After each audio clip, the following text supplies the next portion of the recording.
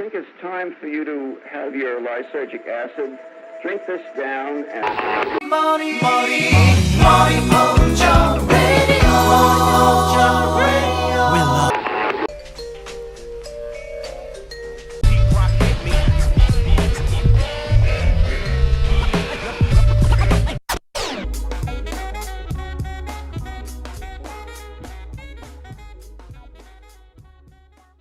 Welcome back to Requiem Radio. It's me, your host, Sola Requiem, and also my host, Hazy Dialects. Today, for this episode, we have on the one and only most important guest ever, Cheer Poasting. And today we're going to be talking about Indo-Europeans and migration and cultural aspects of Dutch. Hazy, want to introduce yourself? Hi, everyone. It's Hazy Dialects, a avid, obsessive schizoposter to some degree, an avid editor and passionate person who loves the pronunciation of the Australian peanut. We're here with Cheer Poasting, who's our special guest of the day. So, Cheer, would you like to introduce yourself? Hi, everybody. I run a Twitter account where I post cute animal videos, scathing political takes, and share little bits and pieces of my research on Indo-Europeans and Western moral systems. Speaking of the topic, what got you interested in researching into that? Yeah, so my initial interest in Indo-Europeans sort of happened in like a roundabout way. I was kind of noticing that for a lot of moral issues, people would use the same words, but they were actually talking about two completely different concepts, and they would butt heads with each other because they just couldn't realize like this difference in this like moral landscape that they were describing. So I was wondering, like, where does this divide come from? And as I kept looking further and further and further back, I realized it really went way further back than I could have imagined. I was expecting maybe Rome or Greece.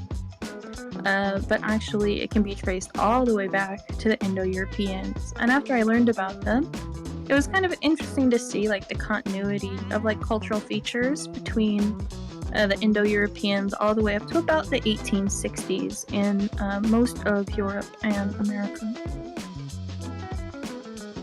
Oh, if you don't mind me asking, so this was like a pursuit of like how people communicate morality, is that right? So the specific instance that really caught my attention is people will pretty much all agree murder is wrong, right? But in the United States, murder tends to be defined in two different ways.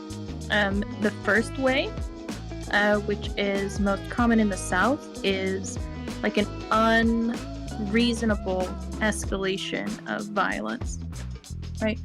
So like just shooting someone randomly in the street would definitely be defined as murder in the South.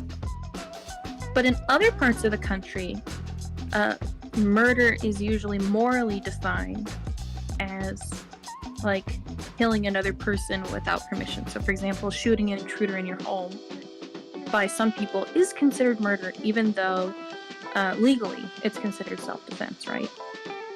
And so I was wondering, like, where does this mismatch come from? Because both of them will say murder is wrong, murder's a crime, you shouldn't do it, it's not really forgivable, right? But the actual instances that they classify as murder are not necessarily the same. And so I learned that the sort of thought that describes the difference between these two things is called moral systems theory.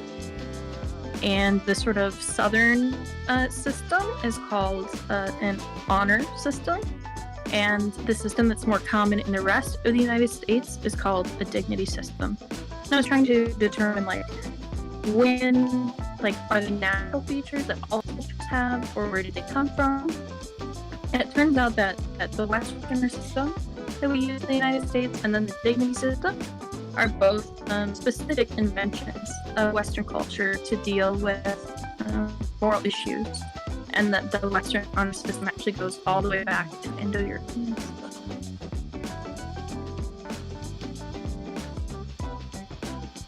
in regards of that too, what would you say the other cultural aspects as well? Because you're describing morality of that, but you said it goes further back. Is there anything more than just like linguistics, or how else would you describe it as like a wide field, or where to look at first? The superior warp hypothesis is this idea in like linguistics that if you don't have a word to describe something, you struggle to think about it clearly. So I think it's actually not fair to characterize anything as just linguistics when the way we talk about things really shapes the way we think about the world. So for example, in the United States, we talk about making money. And this shapes like our idea of like what it means to work or run a business. Whereas in Brazil, where I recently moved, they talk about winning money. And it has like a completely like different thought process. You know, you're not generating the money as much as like you're finding some way to get someone to give it to you. And it's just a completely different way of thinking about things. So I think just linguistics is kind of like a poor way to put it, because like the way you talk about things shapes like everything. But the problem is like there was this sort of like big disconnect around the 1850s, 1860s, where like the continuity was like really good with like a lot of cultural forms. But since then we've like started to completely like veer away from that. Like for example, the importance of folklore and stories or old religious superstitions are like quickly fading in the West. Like we all realize this, but like most cultures, like keeping these is like super important to the way we like relate to the world, because the stories that we tell ourselves are the stories that we view the world through, right? So like when our grandparents talk about stuff, they always relate it back to the Bible, right? But when people our age talk about stuff, they relate it back to Harry Potter or Hunger Games, because those are the stories that they're using to interpret the world. So linguistics is actually a huge part of any culture. So if I were to ask, you're saying that linguistics isn't the end all be all of it all, because I suppose linguistics suggests that it's the same thing with a different name, but when you look at other cultures, such as the one you're currently residing in, it's not simply just something with a different name. Rather, it's a different way, like a model, like interacting with that thing, especially like if we're just discussing currency or how to financially gain within a current system, like how the perception of making a living for oneself is different. It's drastically different than you would say within the States. Right? Yeah. So the way of talking about, you know, earning an income in the U.S. is more conductive to, you know, a sort of like everyone wins mentality. Whereas in Brazil, it's really viewed as like a zero-sum game. Like if I don't get this, someone else will get it, and then I can't have it. Whereas in the US, the idea that like, oh, he got that, if I work harder, I can get that too, is much more prevalent. What would you say are also, yes, thank you. What would you say are also some like, I guess, pinnacle researchers in this field?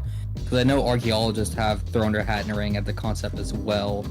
I know you said recently, like because of controversy, people haven't been touching that. If you want to go into that as well, that'd be interesting. But for you, what do you think? Like, are there any like professors or archaeologists you'd point to be like, yeah, these guys are like pretty good in this? Archaeology is kind of a rough one at this point because it's currently undergoing like a shift. So pre like 1950s, there was this sort of like migration model that was very common. And then beginning in the 50s and then going through the 80s, there was, it became more popular to think about it as quote unquote pots, not people. That they believe that populations of people stayed mostly stationary and that culture moved throughout most of the world through trade and commerce and cultural diffusion, to the point that people were kind of trying to ignore some of the things that happened. And it seems that the truth is somewhere in the middle. But this like pots not people idea got so ingrained that it really took the sort of DNA revolution, so to speak, to sort of like dispel this notion from the academic community. And so DNA started to get somewhat useful around the early 2000s, but it's only been in about the last 7 years that the data sets have been big enough and fast enough and been like whole genome sequencing to really be able to definitively prove when some archaeological ideas were not correct. Like, it's not all migration, but it's not mostly diffusion either. You have to take it on a case-by-case basis. So I'm not sure what the names of the best DNA researchers are. I know that there are good teams in a few different countries, notably like the United States, of course. But mostly, like when I'm looking at Indo-Europeans, I do focus more on linguistics. And Watkins was an absolute, Calvert Watkins was an absolute juggernaut in the field. But he did pass away just a few years ago. But it is tough reading, but for anyone who's interested in the subject, How to Kill a Dragon, Aspects of Indo-European Poetics by Watkins, 1995, is like a great stepping in point. It's much more accessible than 99% of the other papers or books that you'll read on the topic. And what's interesting about the debate too is that for a linguistic perspective, a lot of the languages are families such like, Indo-Iranians, so like Hindi, Persian, and others. Romance languages like Spanish, French, Italian, and Germanic languages like English and German. And even more than that, there's Celtic, Welsh, Slavic, and even the Hellenics, like in the Greeks. And it always makes me wonder the question then, I guess is the question of the podcast is like, what were the homeland of like the Indo-Europeans of the topic? Like, and I know there's a lot of debate around that, but would you have like an opinion on that at all? Oh yeah, I have a strong opinion. I pretty much conclusively think that it's the Pontic-Caspian steppe. And I don't know, when I describe that, I don't know if everyone's gonna know where that is exactly. But it's sort of like a southeast of Russia, I would say, is probably the best way to describe it for anyone who like doesn't know where the region is. It's not a place that when you think of it, you would normally think of Europe, which is a mistake that a lot of people make. A lot of people think that the Pontic-Caspian steppe is going to be like in Germany or somewhere like this. That's absolutely not the case. Yeah, that's definitely interesting looking into that as well from that perspective of like that area of migration. What else was I gonna say? Along the lines of that, was there anything else you wanted to add on that particular point though? Like any I guess archaeological evidence? I know you said you're mainly doing linguistics, but to your knowledge, is there any as well? Like do we have like sculptures? Like art or anything like that? Well, so one of the biggest issues with the Indo-Europeans is that they did not have a writing system, and this has, obviously made research into it much more difficult. The first attested writings that we know are very firmly Indo-European are Indo-Aryan, that is, the Vedic people of India. However, the Vedic people did not have a writing system. Everything that was composed during the Vedic period was composed orally and memorized and then recited. It wasn't until the system of writing came from Mesopotamia after the Vedic period was already over, before they actually began to write down all of these oral traditions that they had. So this makes studying them much more difficult compared to say ancient Egypt or ancient China. Because they got writing much later. And the other things that they're notable for are chariots, horses, and cattle, and moving very quickly, none of which contribute very much to, leaving behind records, because by their nature, they're a nomadic people. They aren't going to live in the same house year after year and develop tells, which are a type of ancient trash heap, basically, like a hill just made out of trash, or one of the best archaeological indications of like how people live. And since they're like nomadic, they don't leave that much behind, and that's made it kind of difficult to tell exactly what they did or exactly where they went. So, to your best assumption, what makes them different from, like, let's say, the Mongolian Empire, where they would storm in, conquer, and then leave and go somewhere else? Well, that's the thing, though. They didn't really leave. It's much more clear in Europe than it is in Iran or related regions, or in northern India, because it seems that when they met peoples who were more developed, they left less of an imprint. But in Europe, the pre-Europeans, which is what we call the peoples who were living in Europe before the Indo-Europeans moved in, the pre-Europeans didn't have like very strong warlike culture or anything like this. So when the Indo-Europeans came in, they basically killed a lot of the men, instituted a social hierarchy where people who were like full-blooded Indo-Europeans were at the top, and people who weren't Indo-European at all were on the bottom, and then people who were mixed were sort of in the middle. And you can see like an absolute solidification of this in India, but you see it in Europe as well.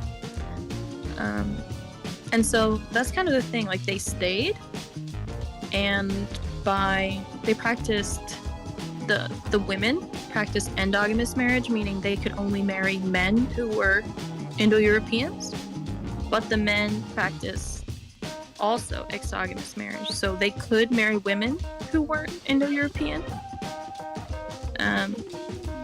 So this kind of led to a very severe, what's called a Y bottleneck in Europe, where basically a lot of the men's genes died out as the Indo-Europeans killed them and took their wives. Okay, and one more question from me, then I'll bounce it over to Hazy. But you mentioned earlier how they have developed caste system, social hierarchy. Would we see that origins of that in places like India? You mentioned, like, the caste system they have there. Because at the beginning of the podcast, you were talking about, like, for example, our grandparents used the Bible when telling fables and stories, and now younger generations, they'd use like Harry Potter or whatnot. For them, do you believe that's like leftovers or remnants of their reign, if you will, to where you have cultures like in India being like, okay, this is, caste, or like this is our system. And even in Europe, where they have like a feudal system of like different castes. What's your thoughts on that? Well, the caste system in India is definitely derived from an Indo-European upper class, because Brahmins, which are the upper caste in India, are the ones who have the most amount of Indo-European DNA, in some places up to 30%, whereas people in the lowest caste, which would be the Dalits or untouchables, have basically none. So you can see that there definitely was like a racial dimension to this hierarchy. In Europe, the picture is a little bit different. Feudalism wasn't as strict as some people seem to think that it was. There was some mobility for people under feudalism, but because of the way society was structured, I'm not quite sure exactly the best way to put it, but to give a statistic, in one point in London, 11% of all women, their job was prostitution. And of course, this is before birth control. So the men who would have the most money to hire prostitutes would be upper class men. And so there was more mixing in Europe, because more women who were in the lowest classes as prostitutes would have the illegitimate offspring of richer men. So it's there's more of a what's called like a cline, or like a steady change in background as you move like east to west and north to south in Europe, compared to in India, where it's more caste based and less regional. But you do also see this sort of like ethnic division between the ruled and the conquered. The classic European example would of course be Sparta. They used to think that it was sort of a story that the Spartans told, but DNA evidence seems to indicate, at least from what I've read, that the citizens were actually a different ethnic group from the Helots. That's really fascinating to think about. I really like that. It's actually something I want to talk about more later in the future. Hazy, do you have any other questions you want to get on for a certain topic? My questions really have nothing really to pertain to the subject matter at hand. I think you guys, if there's anything you want to ask about this in particular, I would leave it to you. But my question is more about like research and methodologies and things of that nature. So if you guys have spoken about this exhaustively, I would like to ask questions. Yeah, I'm okay with this. We can revisit this topic. Cheer, are you okay with that? For sure. All right. My initial question is, what got you into research in particular? Was it just something you were already studying and then you decided to apply it to this particular field, or was you just venturing in this as a layman? Well, I've always been sort of an interested person. I think that any teenager who grew up when there was Wikipedia, who's even the least bit nerdy, can sort of like empathize with spending an unhealthy amount of time reading about the most obscure thing on Wikipedia you've literally never heard of. But there reaches like a certain point where you realize, Wikipedia is not really as reputable a source as I might have thought that it was when I was a teenager. And I did attempt to go to college, but one thing led to another, and it just didn't quite work out, the way everything was going in my life and my family. I just wasn't able to graduate, but I said to myself, like, I don't have to have a piece of paper that tells me that I'm allowed to have opinions. If I just read the exact same stuff, then I'm just as qualified to talk about it as anyone else. I don't have to have a little piece of paper. And so when I started to get into this like moral systems question, there just weren't really any good sources that were readable for like a layman. Like there weren't any books at the time really that were like available. So I just had to start reading the papers.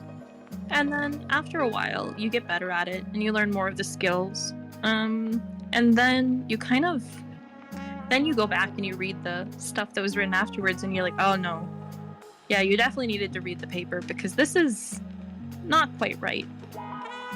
So that's how I started like doing it on my own because I wanted to know about it. But there wasn't anyone talking about it. So, there's barely anyone talking about it in academia.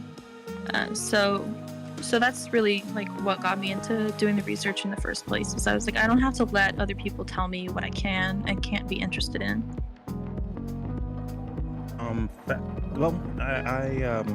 I agree with that, at least in terms of like research. I find it to be really fascinating just in terms of how people engage with research. And sometimes I think recently I've been trying to get more into research. It's harder for me to get into papers, but I think a while back ago, what made me really intrigued by research was a video done by HB Baumer guy, and he was talking about soy. Yeah.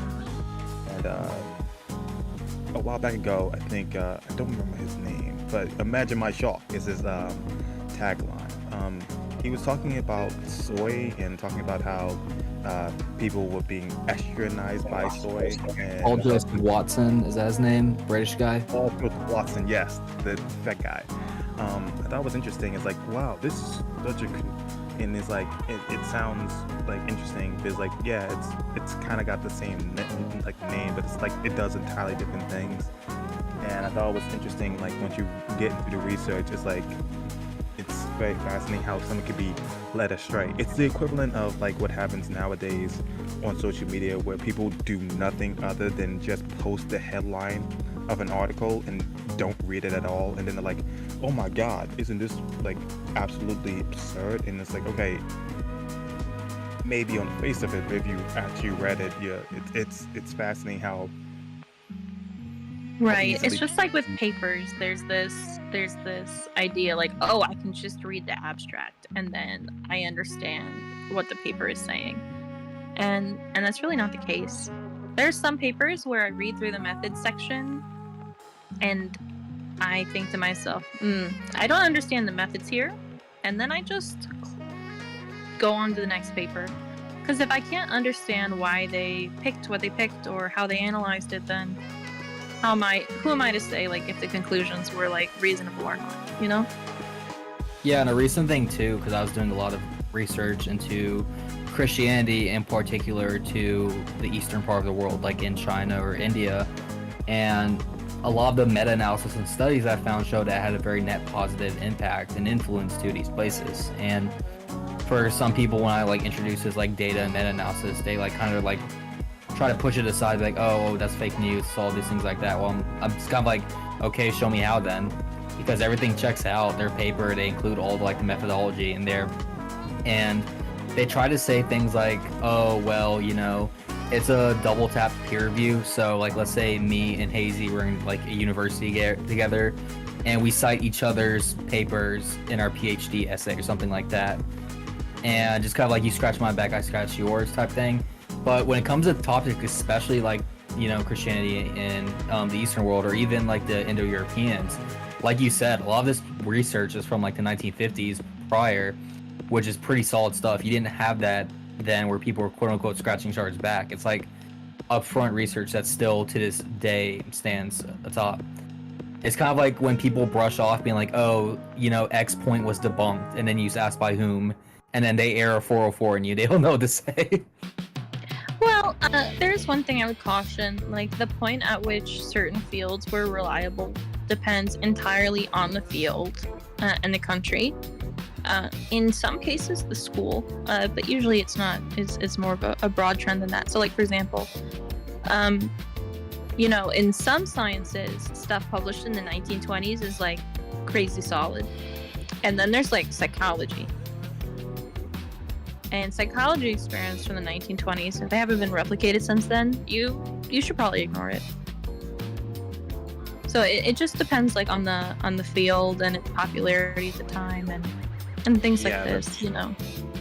I would say that it's kind of interesting what you just said there, because it's really interesting to look at how like research has drastically changed over the years. Like things like washing one's hands before an operation wasn't exactly the most commonplace, despite the fact that it's like common sense for us nowadays. Even the terminology of common sense is kind of an interesting thing, because while people use before the germ theory of disease, like before people realized that there were basically little demons running around on their hands causing illness, there's no reason to think that not washing your hands would be a problem.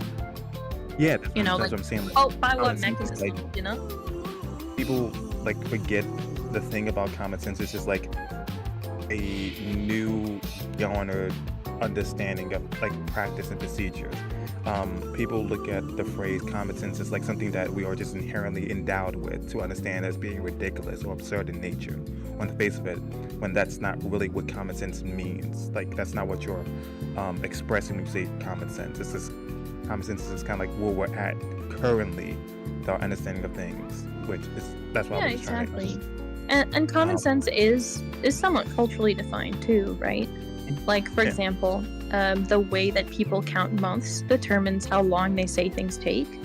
In the US, you would say that a woman is pregnant for 9 months. But in Japan, because they do like lunar months, right? Traditionally, they talk about a woman as being pregnant for 10 months because it's 40 weeks divided by 4 is going to be 10. So you get these kinds of differences. And that's one of the big problems with psychology research, right?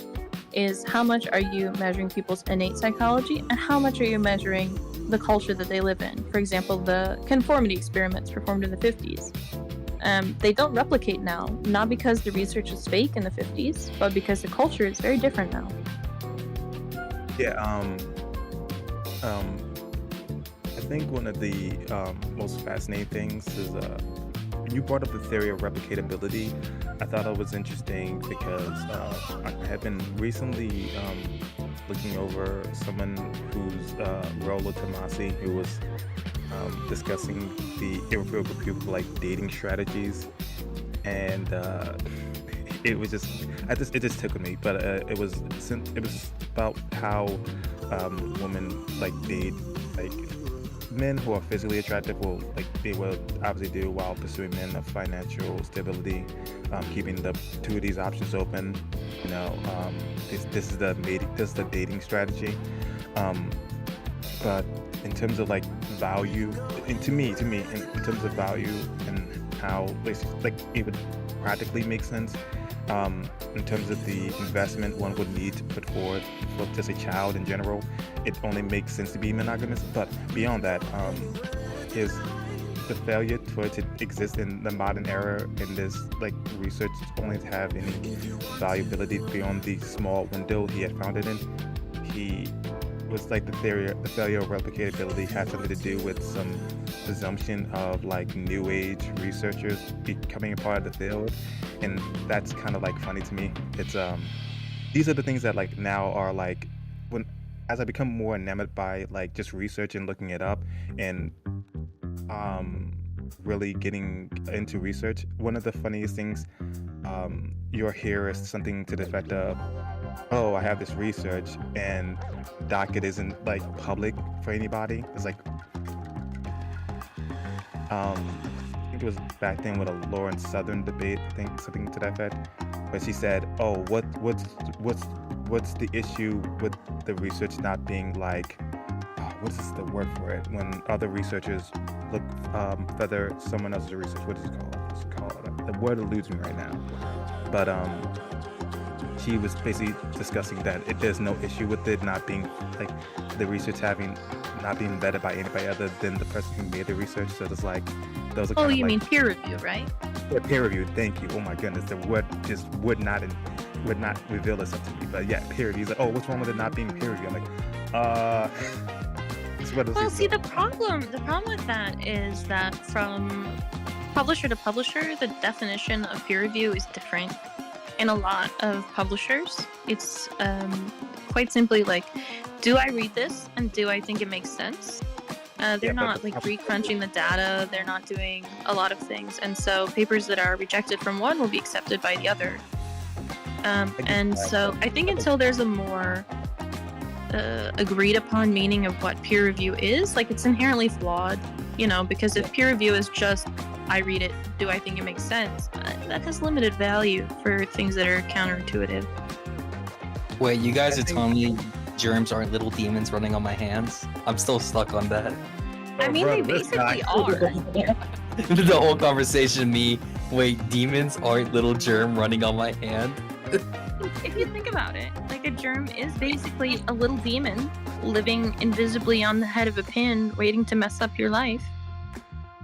See, that makes sense. That's why I like Cheers. He speaks facts. How many angels can fit on the head of a pin? I don't know. But if bacteria are demons, we can test this scientifically. What about white blood cells? Would that be the angels? I guess so. I'm sorry. Go ahead with what you're saying, Hazy. I get what you're saying about like peer review, but like naturally it's about like whether or not most people prefer some level of peer reviewing by like experts within the field, not just because if it's just out there as research and a layman comes across it, there's of course a layman might like lose or may not be able to properly interpret like what the paper is clearly trying to communicate, and that's why it's usually like it's best to like at the very least someone with equal or comparable level of expertise in the field is what people are looking for. It's like, okay, it's not just this person saying this, it's other people who have like clear equal level or understanding of the fields and the data to like look it over to say, okay, this is what it is, rather than just a doc that is not public to the masses at large, and it hasn't been peer reviewed. So it's going to be quite,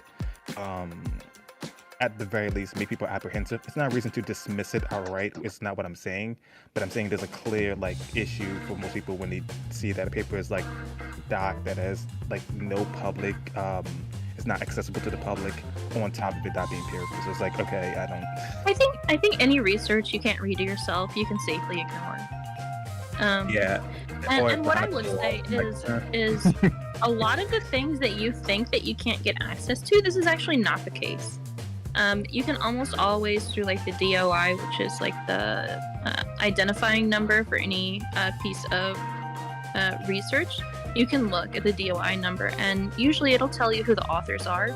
And then there's a couple of ways to get access to this research. One of the easiest ways, of course, is to go to Google Scholar and type in the name of it. And if there's like a free version, you'll see like a PDF or a web link to it in the right-hand corner. If you don't see one of those, you can hit like related articles or different versions. And sometimes there will be a preprint version that you can find. And if this fails, you can go on like other sites like academia.edu, and people will have like contact details there. And if there isn't a free version of their paper, you can usually email them and ask for one, and they're more than happy to send you a PDF. Here's really quick tips. Hell yeah. Yeah. So sometimes you just really want to read a specific paper, and you're not in college, so you don't want to spend like $178 a year on like login credentials for a website, you know? Quick question I wanted to ask. What is, as someone who, how long have you been doing this for? Like that? How long have I been doing like moral systems and Indo-European research? Yeah. Just in general, how long you've been just engaging with research and basically been in the field of like engaging with that field? Sorry. On this particular topic, I think I'm running up on 2 years now. Okay. Other topics before that, I was mostly interested in theology, and so I had been doing that for almost 8 years. Okay. Anyone who wanted to delve into the field of like research and trying to understand aggregates, what have you, what would you say is like a biggest pitfall for someone who's engaging with research? Like, what is something that the thing that I think would trip up a beginner the most? Yes. A basic understanding of statistical methods. Statistics is not sexy. Learning statistics is not fun. And for most people, it's not very intuitive. But there's some like very basic ideas that you really need to learn. Like, you need to understand the different types of averages. Like, we went over them in school, but most people didn't care, and so they don't remember. But like, you need to very firmly understand the difference between mean, median, mode. Like, you need to understand like regressions or p-values, confidence, things like this. And for the most part, like, just taking like an intro level like a stats course or an introductory statistics like YouTube playlist will get you like 90% of the way there. And then when you just read about a method that you don't know what it is, just Google it. And if you can't understand how it works, just pick a different paper. I think that's kind of one of the funniest things I see happen is that sometimes people don't have the humility to be like, this is possibly out of my wheelhouse, or like this is beyond my current understanding of the field. Because as much as I see people pull out a data sheet and then try to explain, me personally, at least in terms of like discourse online, people's understanding of what it means for something to have a statistical like significance or like a is kind of like really bad. Like, people's understanding of like, oh, this is a meaningful statistical difference, and that's like probably a big hurdle for a lot of people to understand that there's like, and in terms of gathering research. Yeah, and statistical significance, like the easiest way to explain it is just how unlikely is this to have happened by chance? You know? Yes. Most people And don't so take if something's like, very okay. unlikely to happen by chance, it's considered statistically significant. And if it's quite possible it could happen by chance, it's considered not significant. And what the threshold for this is varies by discipline. So you just have to know the field that you're looking in. Speaking of the field we're looking at as well, I know you said a lot of stuff isn't being touched on currently for the research, but are there any current trends right now or areas of research in this study of Indo-Europeans, or any new discoveries reshaping our understanding of their history or legacy? So I think I touched on this just a little bit, but right now it's just the DNA revolution is sweeping through the field. Like there's so many more like genetic samples being done of skeletons that have been found. And now we can do whole genome sequencing for hundreds of individuals in the time that it used to take, 20 years ago, to do a partial sequence from one person. And as techniques improve, we're being able to sequence older and older skeletons and so on. And this is absolutely revolutionizing things. Like you can see it a little bit on the consumer side with things like Ancestry and so on. Anyone who's been on one of these sites like 23andMe, Ancestry, so on, will notice that every couple of months or every year, the percentages that they get change. Has your DNA changed? Obviously not. What's happened is they're getting more and more data sets worldwide, but particularly out of Europe where most of the funding is. And this helps us like have a more accurate understanding of who lived where, when.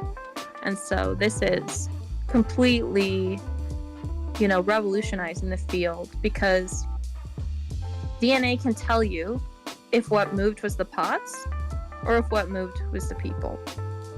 So a lot of stuff that people have built on over the last like 30, 40, 50 years is getting completely demolished. And of course, some old theories are also being dismantled as well. It's funny you mentioned that. My birthday is recent and I got 23andMe test and I'm waiting on my results, but I got a call from a distant family relative on my Polish side, and I think it's for my podcast, but I'm half Cuban, half Polish. And I was trying to figure out more about my European side of family. And we were just talking, and we haven't spoken in, mind you, like 8 or 9 years. And then I brought that up in conversation. I got that for my birthday. And the response from my relative was, "Oh, are you trying to learn more about the German side of our family?" And I went, "The German what?" And then it was just a whole shock for me. And then Many such cases.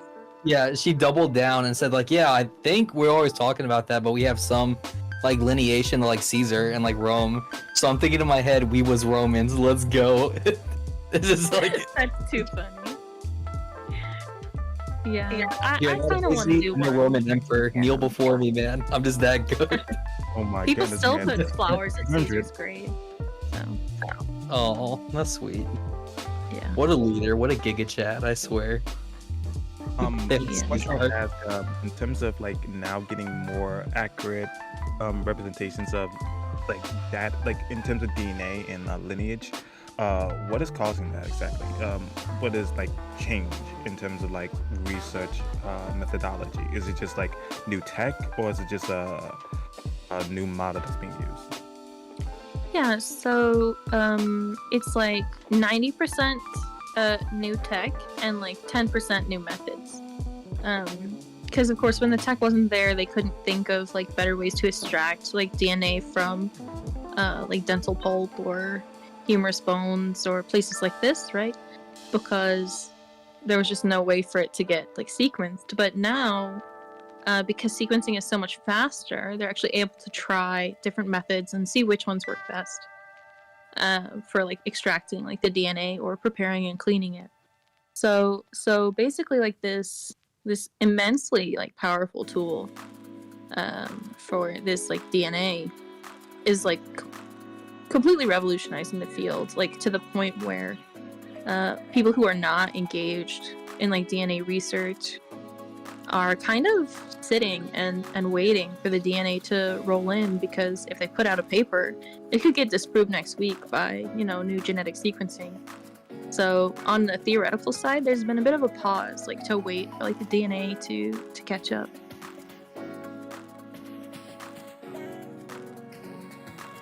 Now, of course, like philologists or linguistics people, who are studying how languages change over time, like the DNA like revolution affects them only like peripherally. It helps them to interpret the data that they find,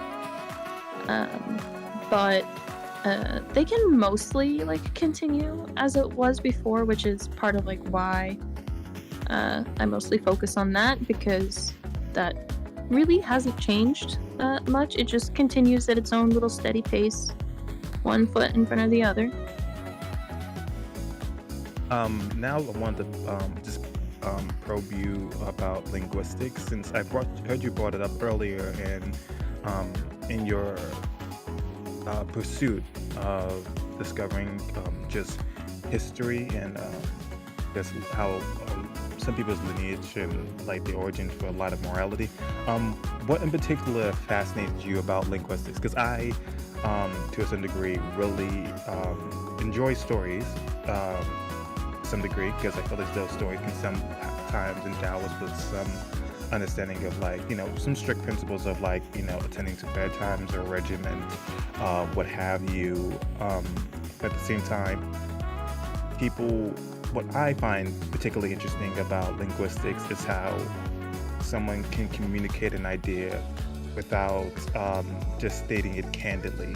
And sometimes I believe expressing it in an indirect manner in which there is some effort put on the reader to figure out whatever that meaning or message is, can sometimes result in it feeling more compelling by the time they do realize what is or whatever it is being conveyed. So I want to get your perspective about linguistics and your engagement of it. Yeah, so I think first I should describe like the method that people are usually using when they are doing research on Indo-Europeans. It's what's called the comparative method. And basically the comparative method has one hypothesis, and this hypothesis is that when words and grammatical features and structures and expressions have a correspondence between them that cannot be explained by borrowing or other types of cultural influence, then they must be descended from a speaker group that then split into two populations. And this speaker group, when there's no written record of it, is obviously like much harder. But for example, we can look at one of these groups that does have a written record, and that would be Latin.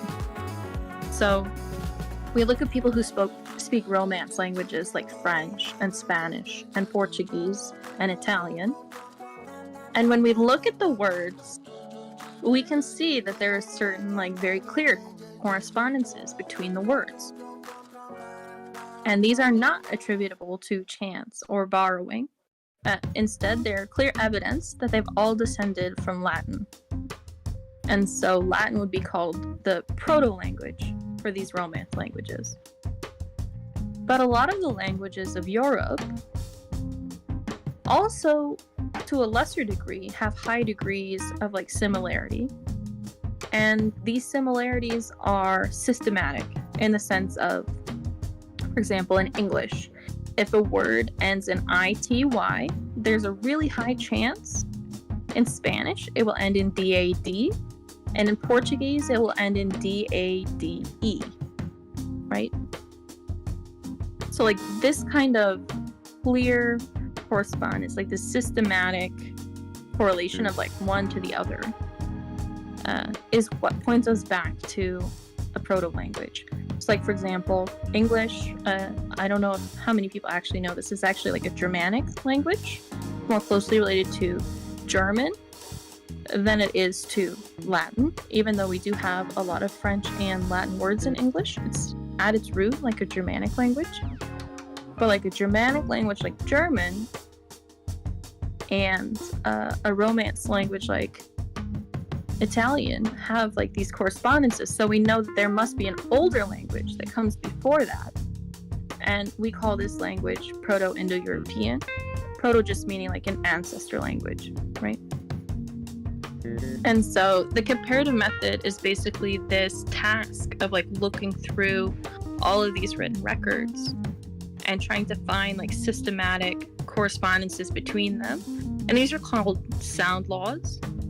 And so we'll describe like in this situation in this language, this will make a C sound. And in this situation, in this other language, it will become a K sound. You can, I think probably the clearest example that I can easily give, that most people would be familiar with, is a podiatrist, right? Is like a foot doctor. Right? So we know that root pod means foot in English. Like we just have that memorized, right? But there's actually a sound law that describes this change, that the P in Greek usually becomes an F in English, and a D at the end of a word in Greek usually becomes a T in English. So pod literally becomes foot in English. And this is the kind of like correspondence that the comparative method is like looking for. And so by looking at all of these, we can sort of like reconstruct what the root word probably was in Proto-Indo-European. And the really important thing about this is, if the proto-language had a word for something, that means it had already been invented. So for example, ancient Greeks definitely didn't have any word for cars, because they didn't have any cars yet.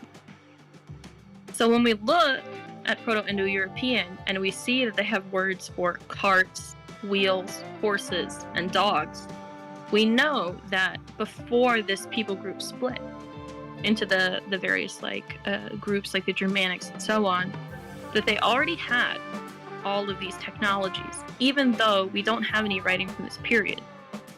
And so as we do this comparative method, the further back we can get a word, the further back we can get proof that this concept existed. Because you can have a wheel and not have a word for it, I suppose, but you can't have a word for a wheel and not have a wheel or know someone who does. And that's kind of like what makes it so like compelling. Thank you. One of the things I really got interested into words and just like learning things is, well, just learning linguistics and how a lot of words we use that's just in common parlance, you start to realize how many of them have like different origins, like nostalgia, missing in one's home to some degree, or like I never knew, like it just becomes commonplace that like alcohol still has the word spirits next to it, but like you just kind of accept or take for granted that it's just called spirits. You never understand or know why it's called spirits. So I like learning the origins of words. Some people say it's from the Quran, a reference to like demons and spirits that produce intoxication. Another one's like for like H and eyeliner and all that. But like I like learning the like origin for like words and how they like work.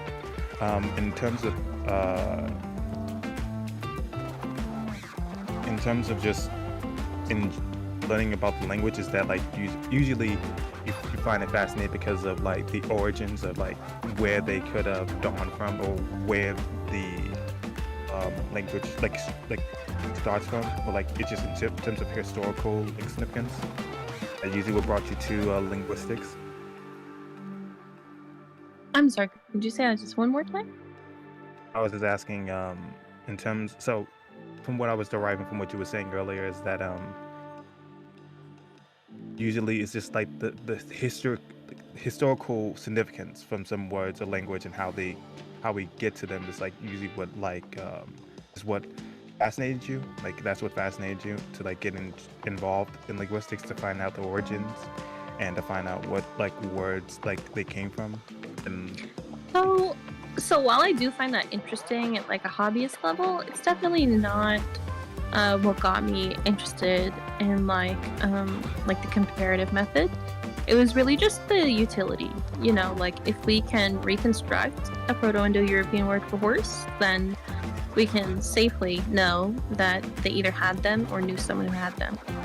So it's a way for us to sort of like look back in time to a place and a time where there aren't written records and there might not be much archaeological evidence because they are a nomadic people. And we can kind of see how they've like developed over time, because like the more closely related the proto-language is, like the more vocabulary is shared. And the further apart they are, like obviously there are fewer words that can be like safely reconstructed. So ability to describe the indescribable to some degree. The ability to describe history as experienced by people who are no longer alive. Like the words that we say are like evidence of the fact that they lived and how they lived. Yeah, putting words to something that like didn't exactly have like a language to speak of, which is kind of natural. Mm-hmm. Their language, our language kind of speaks for them in a certain way. We could trail into both of y'all. Are y'all in terms of myths? We brought it up earlier in the conversation.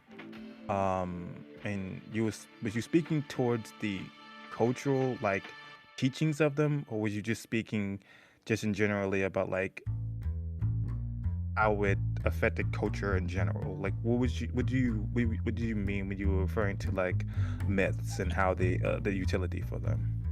Yeah, so I think both. So a myth in this sense would be any story that people tell others and use to make sense of their lives. So like Harry Potter, by being so pop culturally, huge, has cemented itself as something that people constantly like refer back to. And Star Wars as well, people constantly refer back to it, or Lord of the Rings. And they use these stories to evaluate like moral situations, like, oh, you shouldn't act like that, like that's how Voldemort would act, or oh, I should act like this because that's what Harry Potter would do. These are things like people probably don't consciously think that they're making these comparisons, but they definitely are. Like you can see it online, you can see it when you meet people in real life. They will talk about these stories in relationship to like moral or ethical issues. Do you know that Lord Voldemort was a big advocate and a fanatic of Hamas dipping chips? He dips his whenever he finds himself some chips, he dips it in hummus. He's a big fan of that stuff. I didn't know this until like I went on the Israel like official page, and they were like, "Did you know that Lord Voldemort enjoys hummus?" I'm like, "Wow, I didn't know that." Israel, thank you, appreciate it. I think that's the worst thing I've ever heard. That was so that's like top three worst things I've ever heard, bro. Years like my ears have been violated. What is this? No, but on the topics and yeah, go ahead, Cheer. But yeah, and it seems silly to say that, but like people really do think like, oh, what would my role model do? And they're putting, Harry Potter there. And people might think that that's crass or that that's weird, but if you grow up in a very religious background, it's very normal to ask yourself, what would Jesus do? Or what would David do? Or any of the other like heroes that we see like in the Bible. Jesus Christ, girl. Yeah, when I think I remember a while back ago when I was just a wee lad, in school, I had been infected by the movie Bob. He was a highlight. He was a hero, a bastion amongst the digital era space.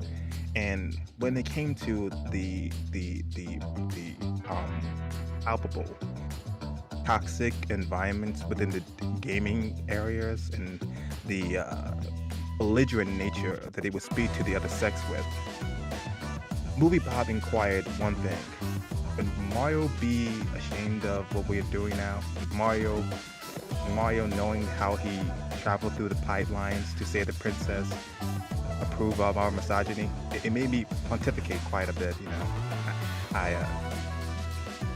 Yeah, so I just wanted to like God damn it. Thank you for this amusing anecdote. What I was appreciate your Mario's contribution. no, really quick though. It's interesting talking about the Indo-Europeans and like their mythology too, because although they did have pantheons, they were also one of the first people to coin the concept of like dualism, of like, you know, light versus darkness, order versus chaos. I thought it was cool. And they had different like animal gods I know as well, not in detail, that they like, you know, saw symbolic. And people too, like I know there was one guy who had like a receding hairline, so he's kind of like Hazy, but he's like one of the like gods of those, if you will. So yeah, definitely Hazy, you should check him out, you know? If you need to get that looked at, if by any chance. What do you mean by that? What do you mean by that? No, but jokes aside, jokes aside, on a serious note about the Indo-Europeans, they did have that concept of dualism, which I found interesting.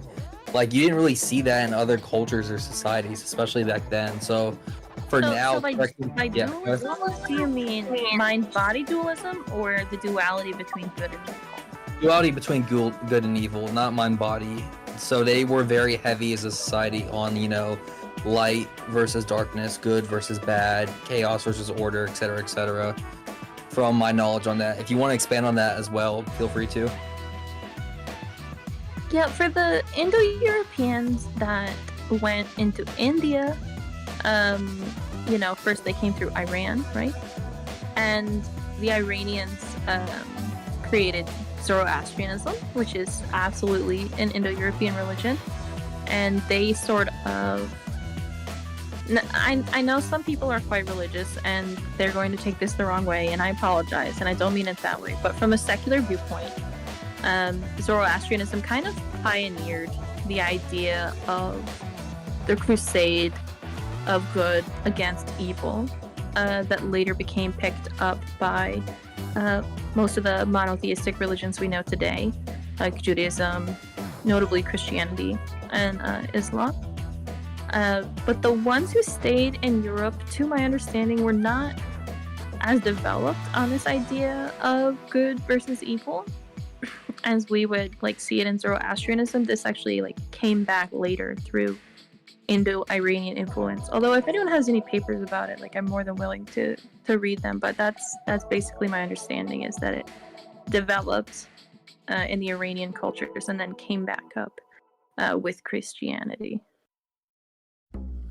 Not to say that they didn't have good versus evil, you know, because you can look at the mythic cycles of, you know, slaying the serpent and so on. Like there's obviously the people who represent the people we like and people that represent like chaos and disorder, and we want one to triumph over the other. But it's not the way we would normally look at it now through the lens of like Christianity or Western civilization. But Cheer, would you agree though that Christ is Lord? I'm not a Christian, unfortunately. Fortunate. That was the only takeaway. He's like, It's like, it's Christ Lord though. Quite. I wanted to ask a question, and just get both of your perspectives on this.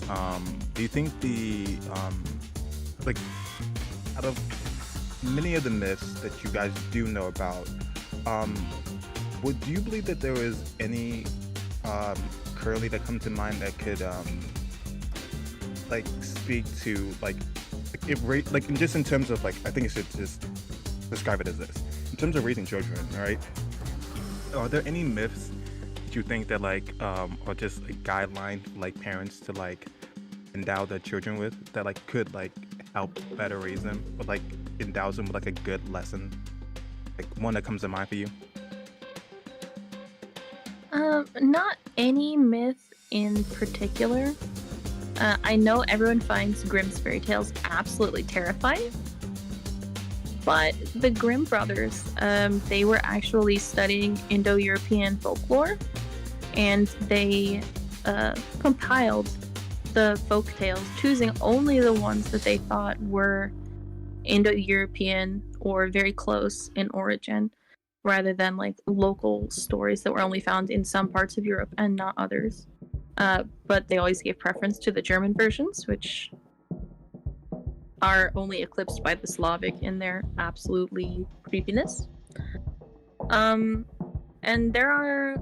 the problem becomes that culture has changed a lot. Like, the way society runs is completely different. Like, so for example, you'll notice a theme in a lot of these stories is that children should be scared of strangers.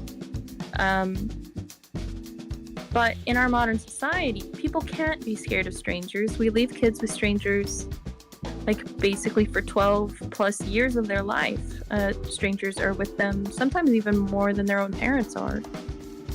They work with strangers.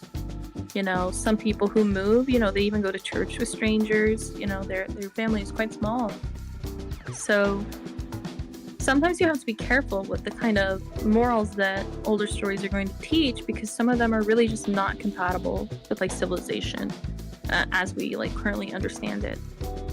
I will say that there is an emphasis in a lot of older stories on action, which is both good and bad. You know, like legal systems weren't well developed when these stories were created, and so the characters take action themselves, and they don't wait for other people to come and save them. But teaching kids this is sort of like a double-edged sword, because there are certain limits to what you should do yourself nowadays, and what you should leave in the hands of like other people. Like, for example, you can't avenge your father in the same way that men in Indo-European myths did, because you will go to prison. And if you raise your kids on these stories, you're going to create this sort of moral dilemma where they have to choose between what seems innately moral to them, which is, you know, avenging the death of their father, and what will keep them out of prison, which is calling the police and letting the justice system deal with it. I know this firsthand because, like, I was raised on a lot of these very traditional stories, and the morals are not really compatible with like the world we live in today. So it's a sort of double-edged sword in this case. Like, if you teach these stories to your children, they'll have traditional values, which is both a strength and a weakness. So you have to think about it as a parent and decide for yourself, like, where you want to fall. Thank you. One of the things I want to touch upon is the not knowing a stranger. I think it's more like now having to build a better model for like who they should and ought to engage with within certain parameters, or who they can or cannot trust. You know, I think naturally there's some trust that must be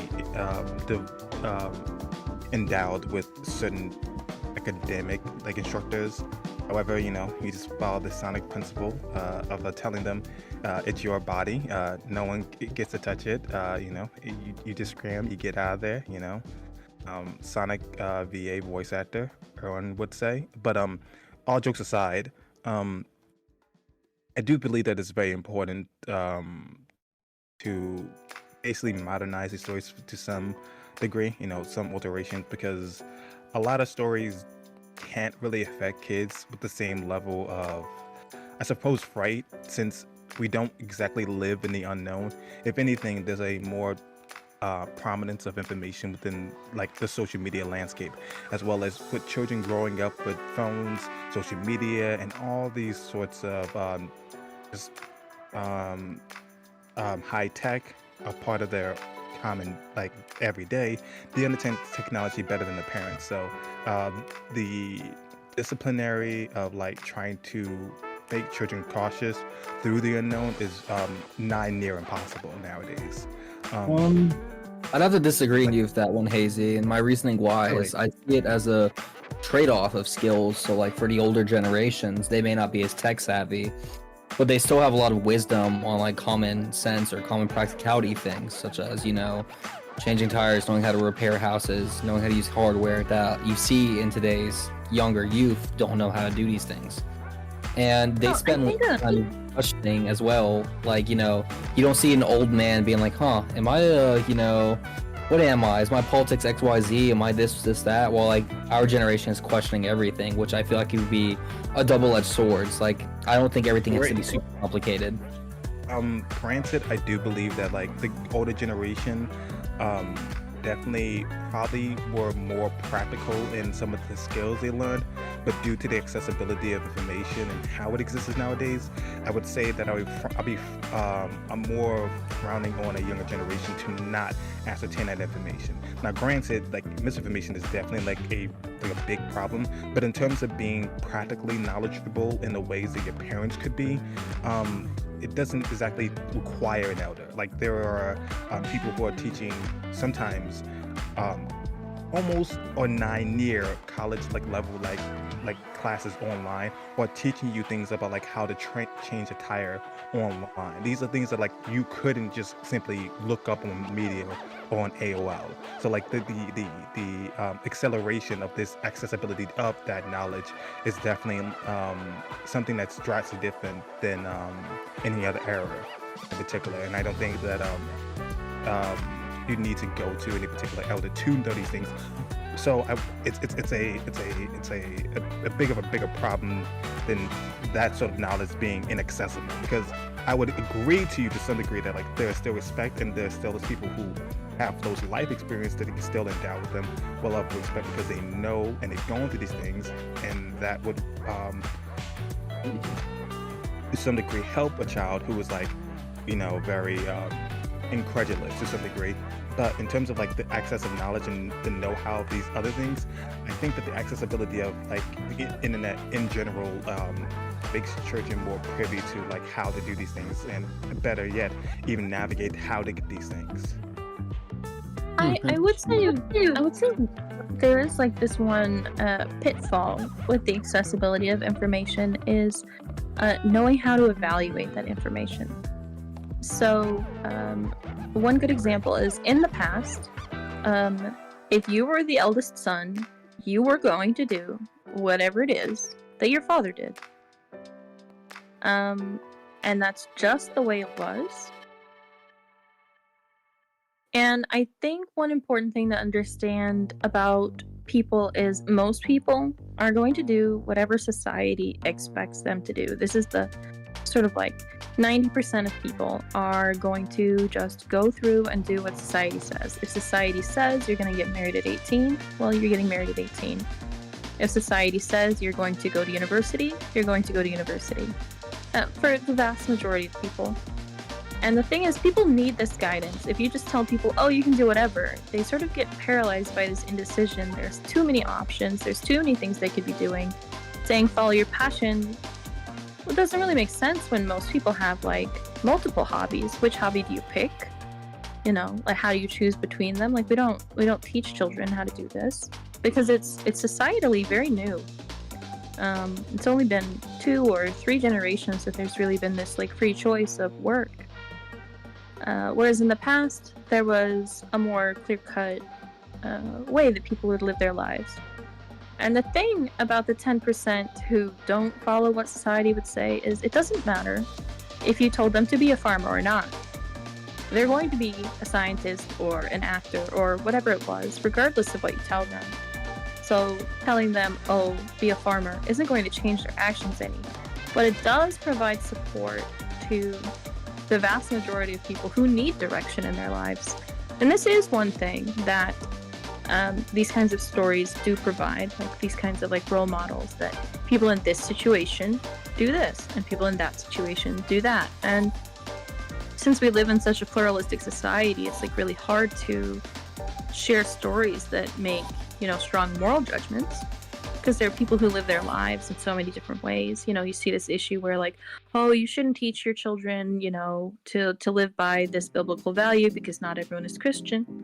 But at the same time, like, you have to teach them some values. And if you're Christian, well, obviously you're going to pick Christian ones because they're the ones you believe in, right? So, the old like division of my first son does what I do, my second son joins the military, and my third son becomes a priest. Like, it's not like this was universally followed, and people had more than 3 sons. But it was this kind of default that if your kid didn't know what to do, well, I guess this is what they're doing, And kids just don't have that anymore. People say, oh, do whatever you want. People don't know what they want. Yeah, I do believe that definitely children do need that structure, and to agree with, well, I don't even know if this is necessarily agreeing with Sola, but I do believe that like parents definitely could provide that structure, that guidance that children do need when they know little to nothing about like how to find that footing in the world. I can definitely find that ability for them to find that footing, as well as to some degree, I do believe that it's important for most people to have a bit of structure. While yes, the internet has provided us with a lot of information, I do believe having, like, growing up with your child, giving them days where they cannot have access to the phone, definitely endows them with understanding and acknowledging that like an over-reliance with technology can be a hindrance to a person. It shouldn't be treated like a secondary organ or something of that vital nature. Just in terms of raising a child, succinctly to put it, I do believe that parents can provide a good structure for the children growing up in a world with such a large access of information, and the child may not know how to feather it properly, and the parent can be there to examine it with them and give a proper context where they may not be endowed with that level of critical or analytical eye. And I think that could be like a hand-in-hand sort of gesture between the two, whereas the younger generation has a better understanding of technology just through the fundamentals of growing up with it.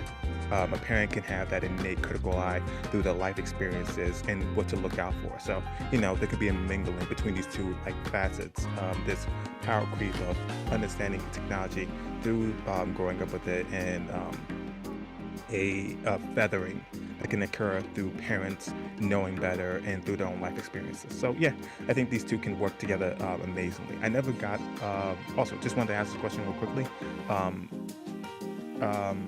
Sola, was there any like myths or like stories that can be passed down through generations that come to mind for you? You think about like generational stories that can endow children or the youth with like some principle. Yeah, for me, I definitely, of course, my religious background, I'll talk about. Don't say Bible. Oh no, yeah, definitely, but there's no, hear me out. I think even if you are a non-Christian, the story could actually work pretty well. But it talks about in Genesis, I believe, chapter 32, Jacob who wrestles with God. And to think about how fucking metal that is to wrestle literally with God. And it's interesting because the story goes is that, Jacob, he was left alone, and a man just showed up out of nowhere and wrestled him up until daybreak, and they kept going on and on and on wrestling. And when the man saw he couldn't overpower Jacob, he touched a socket on his hip and literally just dislocated his hip and broke his hip until he got him to kneel, and he said let go for his daybreak. But Jacob, funnily enough, replied, "I will not let go unless you bless me," to this man. And the man asked, "What is your name?" And he responds with Jacob. And it's interesting hearing that story because it's always like, from me, in life, I feel like, all these challenges and tribulations I face is like me just wrestling with God, and wrestling with God could be many things. So like whether it be me researching deeper into theology and like questioning, my faith and learning more about it and being more secured in it, or me like meeting other people of different faiths and like questioning my own ideals and trying to go forward. I see it as me constantly wrestling with God. And that's an interesting story I would always say, I'd point to as one that's close to me. Definitely. What about you? or Cheer as well.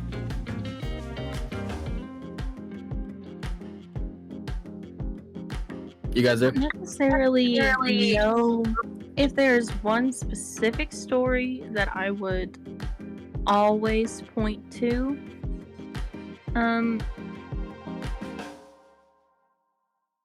Especially since like I'm not Christian, there's not like an easy place for me to point for moral values. But I would say that the oldest and best reconstructible Indo-European story, it's so basic that they literally call it the basic formula, is he slew the dragon.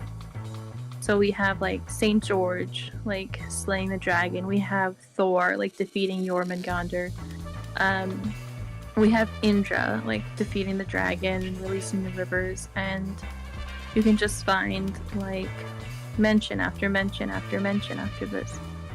And this story has been, you know, central to the way that, you know, Indo-European speakers have thought about the world, that man has the ability to overcome his fears. He can go to someone wise and ask for advice. He can go to the weapons maker and get something that will give him the power to do what he desires. He can drink the elixir that gives him strength. And he can go and he can face this terrible, unfathomable situation and come out victorious. You know, sometimes he does have to sacrifice an arm or a leg, but in the end, like, he's secured prosperity, not only for himself and his family, but for his entire people. And that for this heroic deed, he'll be remembered forever.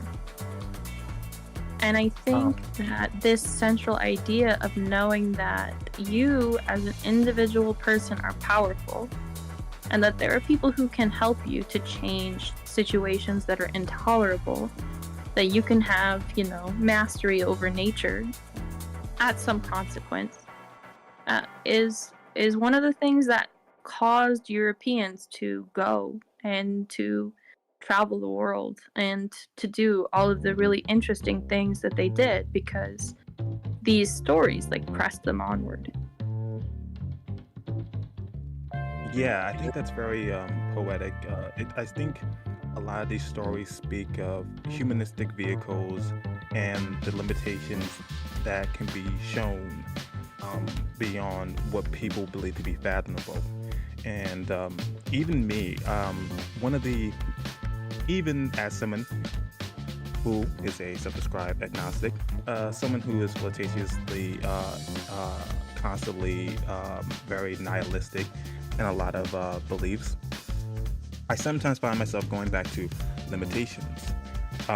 21 verse, people have heard my groanings, but there is no one to comfort me. All of my enemies have heard my distress. They rejoice at what you have done. May you bring the day you have announced, so they may become like me. But in those words, or at least in these stories, it usually is a description of something that is beyond the tangible. It's about the faith that exists beyond the immediate. And I find these stories to be stories that really strive to behoove whoever is in their circumstance of dour, of bleakness, to persevere on. And I think that's something definitely, I think, encouraging at the very least. So, yeah, I think those are even some stories that people can look for and go, here, even external of like religious values, you can see something very palpable for like any generation if you just read the stories out of people, or like the Song of Songs in the Ketuvim. Those are like things I constantly find myself going back to. Yeah, if we're sharing like favorite Bible sections, I've always loved Psalm 27. It's always been my favorite, and then Romans 12, just the whole chapter. So based. So true. It is based, so based. So really this Gabby had a moment. He's like, I'm so proud of this community. Yeah, really quick. We have about 5 minutes left on the podcast. Cheers, any last minute things you want to close out on? Any other things you want to touch on? I have some fun facts I want to share. But I would say there's nothing wrong with being interested in Indo-Europeans. Like, there are a lot of people who associate, thinking about or talking about Indo-Europeans, or especially Indo-Aryans, with like an unfortunate period of history. And I would say that, the word Aryan gets a bad rap because of the way that it was used around the First and Second World War.